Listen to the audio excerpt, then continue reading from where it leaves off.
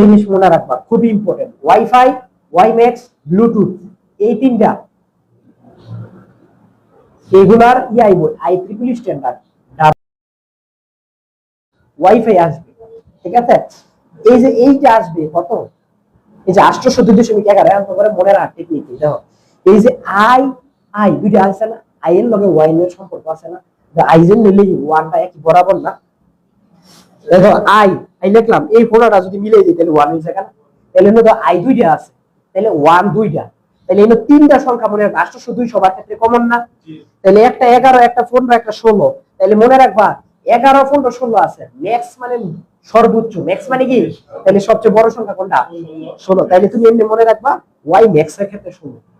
আর wifi লিখতে গেলে দুইটা আই আছে, আই এর মাথা যদি উল্টাই দেয় তাহলে এক হয়ে যায়, তাহলে 11 হয়, কত হয় 11, তাহলে বুঝবো ওয়াইফাই 11 আমি এমনি মনে রাখি।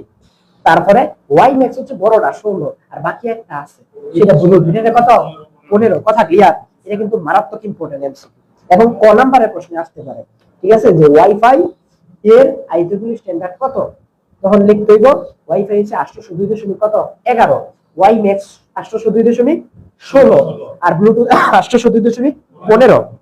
এটা অনেক ইম্পর্টেন্ট। আর পূর্ণরূপ আসবে ওয়াইফাই এর আর ওয়াই ম্যাক্স এর, কথা ক্লিয়ার?